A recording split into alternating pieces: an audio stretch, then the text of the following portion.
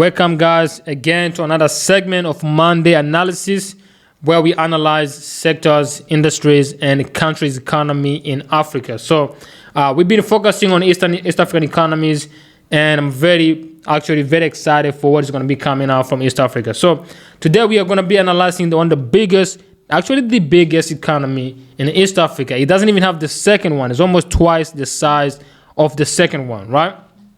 So the economy is Kenya, the land of people who runs faster than the pumas. You know what I'm saying? The land of people, of the politician who steal more money than anybody else. The land of actually one of the smartest people in East Africa. So with no further ado, let's go through and see how big this economy can be and how big it already is. But before you get it started, make sure you clap for this economy with what they have done. So from the top now. So we're going to be exploring a few different points, like Kenya history itself, productivity, people, politics, and the ease of doing business in that country, as well where to make the money. Where can you be investing right now in Kenya to catch up the growth? So from the history itself, talk about first the geographic location of Kenya. Kenya has one of the best geographic locations in East Africa. Number one, touch on the oceans with Mombasa, and have one of the biggest port to actually export stuff. You know what I mean? So the national language in Kenya is Kiswahili and English, and also they have other languages which are tribal languages. The colonial history or the colonial master of Kenya is England. Actually, I heard that Kenya still to this day suck on England, bro. You know what I mean? Kenya, I think, should be bigger than England by now. So the population of Kenya is about 53 million, the third largest in East Africa behind Tanzania and Congo. And the president of Kenya is Samuel William Ruto. You know what I mean? I heard people say that his name is Samuel William Arap Mashamba. So I don't know what it means, but I don't know. But anyway, so let's go into production. What does actually this country produce to be the biggest economy in East Africa? You're gonna be surprised, right? Actually, one of the fun fact is Kenya export the most product in East Africa to all the East African members, which means one of the industry of Kenya are powered with Tanzania consumers and Uganda consumers and South Sudan consumers as well they run this. So Kenya has been already able to move from a farming economy to more of industry economy so far. So what is the GDP of Kenya? The GDP of Kenya right now is $265 billion. And it's the biggest in East and Central Africa. And the second GDP, which is Tanzania, is not even a half of Kenyan GDP. This is actually a very important number you need to understand. Tanzania has the biggest land, has the most resources, and has the biggest market. But Kenya, with no resources, no natural resources, it has the smallest land, it don't have enough farming land, it's still the biggest economy in East Africa. Club for Kenya, by the way. You know what I mean? So, what is the GDP of the GDP per capita of Kenya? If you don't know what the GDP per capita is, basically, how much money does each citizen in Kenya earn every year? So, the GDP per capita of Kenya is about $2,277, which is again the biggest in East Africa. You know what I mean? So, what is export product? This is one of my favorite topic. Every time I'm talking about the country economy, I like to look at the export and the import, because that's where we find some opportunity to invest. That's where we find the gap in the market. That's where we find where we can make some improvements. So the export product of Kenya is, number one, is tea.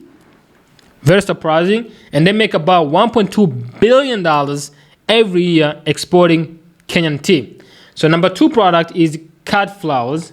Actually, by the way, when I was in New York, I used to see a lot of tea from Kenya, and I would see actually flowers from Kenya, which is actually amazing. And so the cut flower, they're making about $766 million every year. So if you are a young entrepreneur in Kenya, you should be looking into growing or farming flowers, you know what I mean? Because this is one of the biggest industry in Kenya, and also people are already making $766 million every year. So the second product is refined gas. Actually, I thought about this and I was like, how can Kenya make this much money refining gas when they just discovered some gas not too far ago? You know what I mean? So The refining gas, they're making about $247 million. And then they're doing titanium oil, which they're making about 194 million. So just like any other economy have done about Africa, you can see the most product this country is producing is raw material, and they're not really actually processing that many stuff. The other stuff Kenya export is textile and other product they export to the local and regional economies. Let's look into what does Kenya import. As a business person, I always like to look at this number because every time you're thinking about doing business in that country, you have to understand what is the country don't have, what is the country importing from other countries. And maybe you can say, hey, maybe I can produce this product cheaper than they're getting it from other countries, right? So Kenya import a lot of refined petroleums. They put about $3.5 billion every year spent on refined petroleum. And then they import palm oil. They spend about $1.2 billion on palm oil. So this should ring a bell to you if you're a farmer, maybe in Kenya or Tanzania or Uganda or around the region, right? Maybe you should start thinking about importing, planting or farming palm oil.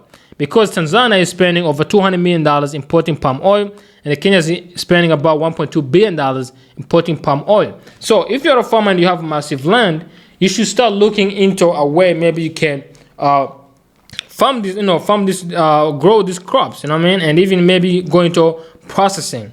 So also Kenya is spending $554 million, $500 million on medicine every year. And then Kenyan people like to enjoy too much. They're spending also almost $500 million, actually $500 million on cars. They're spending about $549 million on importing cars, right? So probably half of these cars are for the politicians, when they just take your money and they just buy cars overseas, right? And Kenya is importing about $508 million a year on iron. So maybe if you are an entrepreneur in Kenya, you may start thinking about how you can actually produce iron, because this is a lot of money your country is spending overseas that can be captured locally. So now, one of my favorite words is money. Let's talk about Kenya's money. So Kenya money, the currency is Kenya shillings, which is probably one of the most valuable currency in the regions, probably after the South Sudan one. And then you have to look also something very important, which is inflation.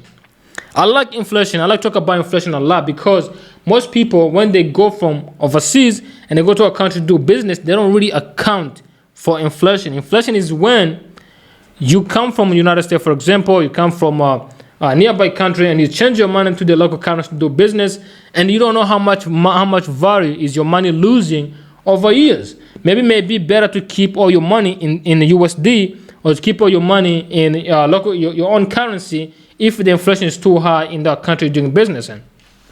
So then talk about interest rate. Interest rates is very important to as a businessman, because this podcast and the story is always about people who want to do business in Africa, and that's the whole vision of our podcast. It's called Earn in Africa. So if you're going to do business in that country, you have to understand interest rates. You have to understand how much money does it cost to borrow money, because you're going to need to grow your business and you're going to need access to capital. So you have to understand how much money is the bank charging to give you money.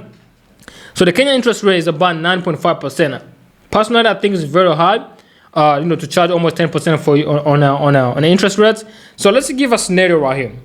Let's say a company comes from the United States to do business in Kenya, and then you have a homegrown tech company or homegrown startup company who's doing business in Kenya. They're all producing the same product. The company from the United States is accessing the money from America on 1 or 2% interest rates. And the company in Kenya is accessing the money from Kenyan banks on 9.5% interest rates. So if you look at this scenario itself, there's no way a Kenyan company will ever compete with the American company which is doing business in that country, because the American company has access to cheap money and the local company have access to more very expensive money. So it gives a little bit of a disadvantage to do business in that country if the interest rate is really, really high. So one more thing I like to talk about is people. Let's see Kenyan people, man. I've been to Kenya. I lived in Kenya actually a little bit. I like Kenya. I like the nightlife. I like the food. I like everything, right? The only thing I don't like about Kenya is the protesting every day. And also don't like the corruptions and the political scandals of every day you turn on the TV. But let's look at the people, right? So unemployment rate in Kenya is said to be 4.5%. You know what I mean? As a person who lived in Kenya, I think that's just really, really a lie. I think people who are employed are more than 4.5%. But that's the number, that's the government report. Anyway, so the cost of living in Kenya. Let's look at the numbers. Cost of living in Kenya, if you want to live a comfortable life, not a poor life, not a high life. So you're going to spend about $200 on a house every month on the rent. You're going to spend about $250 on food every month. And you're going to spend about $80 if you use public transportation with buses. And you're going to pay about $50 on your energy bill or utility bill. You know what I mean? So if you look at it, it's not really that too expensive. But also at the same time, if you compare to the GDP per capita of Kenya, that's really, really expensive because people in Kenya, they earn about $200 a month per GDP. If you look at the number with the GDP, but if you're spending about almost $800 a month to survive. So most people now, they're living below that poverty line. So now let's look the healthy score of Kenyan people, man. I love this thing. I love these numbers because it tells me how healthy is the labor market. It tells me how healthy is the consumer market, right? So the life expectancy in Kenya is only 63 years old. So you are expected to die after you're 63 years old. But don't get scared, because it does not mean you're gonna die as soon as you're on your 63 years birthday, or it does not mean that you're gonna reach that age, right? So the average age in Kenya is about 20 years. If you compare this number with Tanzania, the life expectancy in Tanzania is about 66 years old. So somebody in Tanzania is supposed to live 3 more years than a Kenyan man. And then if you look at the average age in Tanzania is 18, whereby in Kenya is 20.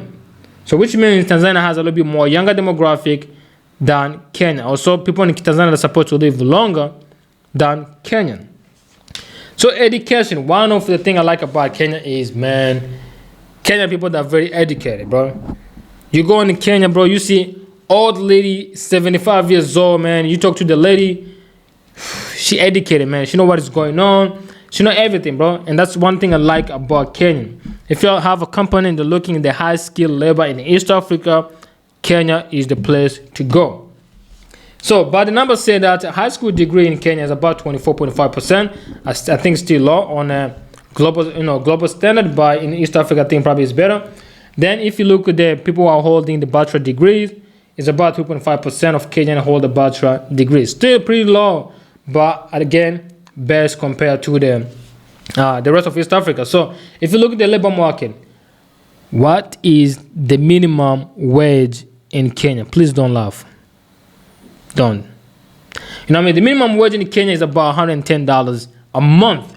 So if you look at the number, you have a minimum wage of $110 a month, but you have cost of living of $800 a month.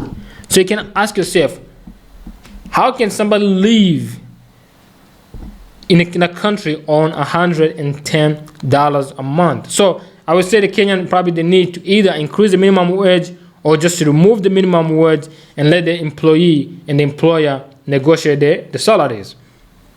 So that thing I want to talk about is political system. You know what I mean? I have this relationship with Kenya with the love and hip. I have kind of this bad relationship with Kenya about their politics, right? At some point I kind of like it. At some point I kind of feel like it's not really that good. It's not working. But I'm going to give you a little bit of, what I think about Kenya politics. So I'm going to give you the facts because, all the analysis we do is based on a fact, not actually made up numbers. So the political system in Kenya can be described as democracy. So you can say it's democracy, but for as long as I can remember, there's not a single election ever happened where opposition leader ever conceded that he lost the election. They always say it got stolen. So you can either think, okay, maybe opposition leader is just jealous he lost, or maybe they're actually rigging the elections. So I would say Kenya politics is probably one of the best. They have a freedom of speech. People can say whatever they want. Nothing going to happen to them. And also they do election exercise every 4 years. Also you can see leaders rotating, even if the same leader keep coming in and out, which means the same people keep coming in office and out. So let's say a conflict. So Kenya have had a lot of conflict, bro. Kenyan people like to fight, man. They like to fight, bro. and they will fight every time about the election, man. You know what I mean? So if you look, 2007, for example, they had a massive conflict. A lot of people died. Actually, the former president ended up in a Hague, in ICC, in International Criminal Court, which they beat the case. And also the current president right now, William Ruto, was also indicted at ICC, but they beat the case, both of them. So the case was inciting the violence. You know what I mean? Right now, as we speak, in 2023, there's already demonstration going on with the guy called Raila Odinga, bro. That guy, bro, man, sometimes I want to feel bad for him, but sometimes I feel like he'd be doing too much. You know what I mean? So I don't know. I don't know if he really lose the election or actually steal from him. I don't know. You know, it depends on who you ask. If you ask some people from his supporters, they say, you know, they stole the election. If you ask some people from the winners, they say, no, that guy is crazy. You know, he's been losing since, like in the 90s, bro. Before I was born, that guy was losing the election. To this day, he's still running. You know what I mean? I wish I can have that passion he has. I wish I can have that consistency he has. But, bro, I think it's the time he retire, man. You need to retire right now, bro. And then let's talk about the corruption index of Kenya, bro. Actually, people lie all the time about Kenya. They say Kenya is corrupt. But actually, when I was doing the research, I found that Kenya actually not really corrupt compared to other countries. You know, you're going to see most videos. We're going to be doing a lot of analysis on the economy on Monday. So make sure you check it out. But you're going to see countries doing even worse than Kenya. So the Kenya corruption index right now is about 32 out of 100. Tanzania corruption index is 30 out of 100, which means 0 being the worst and 100 being the least corrupt. So that means Tanzania is more corrupt than Kenya. But when you read the news, Kenya feels like it's more corrupt than Tanzania. And the other thing about Kenyan corruption is Kenya politicians, when they steal money, they actually spend the money in the country. They actually invest that money in the country. But other leaders, when they steal money in another country, they take the money to the Swiss bank. So I can see why Kenya economy is really bigger, because money is stolen, but money is invested in the country. And you go to other countries, money is stolen, money is going to build the UK, going to build the Swiss bank, right? So now let's talk about another thing which is very interesting. You need to know as an entrepreneur, you want to do business in Kenya, is how easy it is to actually do business in Kenya. How? You know what I mean? How can how fast can you set up a business in Kenya? So, for example, if you want to look at, the first thing you have to look is corporate tax. Kenya corporate tax is about 30%, which is ironic because Kenya is 30%, Tanzania is 30%, and Uganda is 30%. So, I wonder if this corporate tax was set up by United Kingdom, not actually Kenyan people. So, ability to enforce contract. This is very important because if you're doing business in a country, you want to make sure the government has enough power to enforce a contract. So if you have a contract with someone in that country, maybe you have a contract with a supplier, you have to make sure if the supplier does not deliver, you can go to court and the court will actually be able to solve the problem. But from my research I did, Kenya is unable to actually enforce any contract. The judicial system is very corrupt to the point whereby they can't really enforce any contract. The person with the money wins, or the person with the connection wins. So that thing is, you have to understand the price of energy, because you're going to do business and you're going to need energy. So energy is one of the biggest expenses for any business to actually operate any business, because you're going to need energy to produce whatever you're doing. So the Kenya has the most expensive energy prices in East Africa. They're charging about 16 cents per kilowatt. If you compare this with Tanzania, they're charging about 0.089 cents per kilowatt. You know what I mean? So Kenya is really, really expensive to, buy energy for any industrial, activities, right? So let's talk about property tax. No, actually, property rights.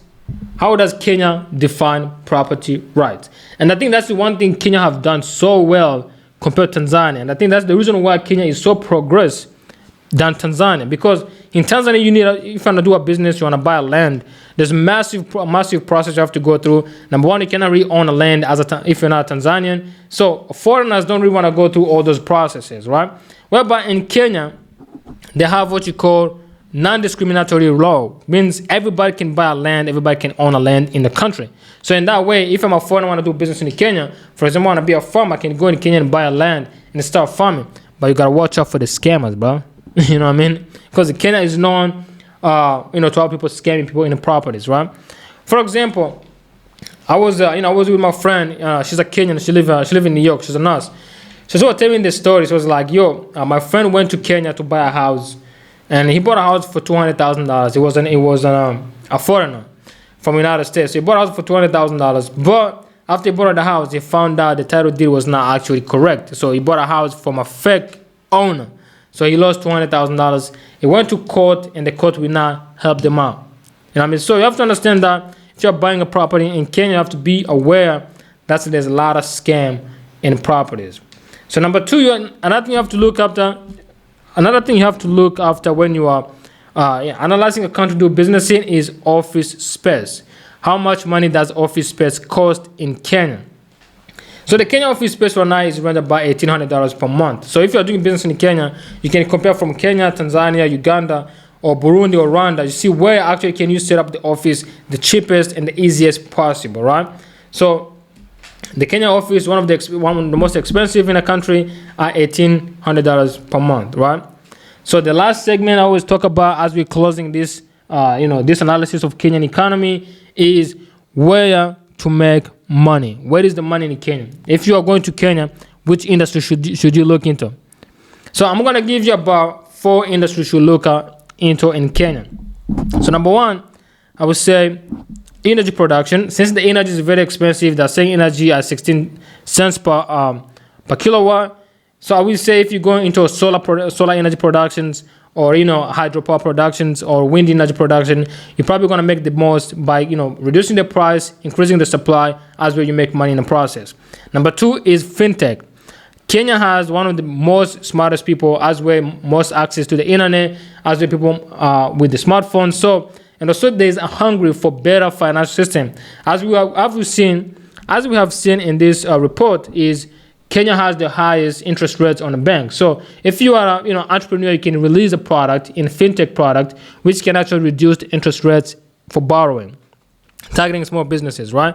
So the other thing you need to look into is food processing, right? I think Kenya still need to process as many food as possible, and also they have the capacity to do so. They have a great industry over there. They have great factories right there. They have a great labor market, and they have access to Tanzania raw materials, and they have access to Uganda raw materials. So you should go into food productions as well, export our food to the nearby country like Tanzania, Uganda, and other countries. So I'm gonna be wrapping up this.